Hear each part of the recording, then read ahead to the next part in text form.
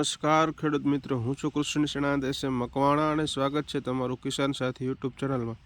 તો ખેડૂત મિત્રો, આજના વિડીયોમાં ખેડૂતો માટે ખુશીના સમાચાર છે। ખેડૂત મિત્રો, તો ખેડૂતો ખાતેદાર માટે અકસ્માત વીમા યોજનાની આપણે આજના વિડીયોમાં વાત કરવાના છીએ। ખેડૂત મિત્રો, તો ખેડૂત મિત્રો, હજી સુધી જો આપણે ચેનલને સબસ્ક્રાઈબ ન કરી હોય અને આપણી ચેનલમાં નવા હોય તો સૌ પ્રથમ તો ખેડૂત મિત્રો ચેનલને સબસ્ક્રાઈબ કરો, ત્યારબાદ બાજુમાં આપેલ બેલ આઇકોનના બટનને દબાવો, જેથી કરી યોજના અને ખેતીને લગતી માહિતી તમારા સૌ પ્રથમ પહોંચે। મિત્રો, જો મિત્રો વાત કરીએ ખેડૂત મિત્રો, તો કે public awareness farmer welfare scheme ખેડૂત ખાતેદાર અકસ્માત વીમા યોજના। તો ખેડૂત મિત્રો, ખેડૂત ખાતેદાર અકસ્માત વીમા યોજનાની અંતર્ગત અકસ્માતે મરણ પામેલા ખેડૂત ખાતેદારને ₹6 લાખ સહાય।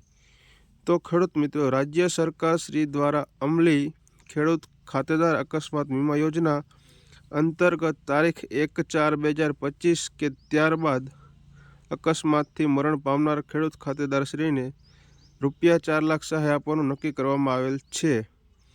તો ખેડૂત મિત્રો, રાજ્ય સરકાર શ્રી દ્વારા ₹4 લાખની સહાય આપવાની વાત કરેલ છે। ક્યારથી? તો કે 1/4/2025 અથવા ત્યારબાદ અકસ્માતથી મરણ પામનાર ખેડૂતને ₹4 લાખ સહાય આપવાનું નક્કી કરવામાં આવેલ છે। ત્યારબાદ ખેડૂત મિત્રો, રાજ્ય સહાયની વિગતની વાત કરીએ આપણે, તો કે રાજ્ય સરકાર ₹4 લાખ સહાય આપે છે। ત્યારબાદ જિલ્લા પંચાયત ₹2 લાખ, એમ કરીને ટોટલ ₹6 લાખ સહાય મળવા પાત્ર છે ખેડૂત મિત્રો। અને આ વાત આપણે આગળ વાત કરીએ અમલીકરણ અંગે સૂચના, તો ખેડૂત મિત્રો ગ્રામ સેવક દ્વારા ફોર્મ ભરવાનું રહેશે ખેડૂત મિત્રો, પેટા વિભાગ મારફત જિલ્લા કક્ષાએ મોકલવાનું રહેશે ખેડૂત મિત્રો।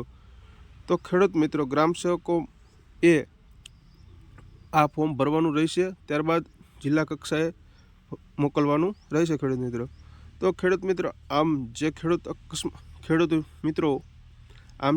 અકસ્માતમાં મૃત્યુ પામે છે તેને આ વીમો મળવા પાત્ર છે ખેડૂત મિત્રો। તો ખેડૂત મિત્રો, માહિતી તમને કેવી લાગી તે તમે જરૂરથી કોમેન્ટમાં જણાવજો। જય જવાન, જય કિસાન।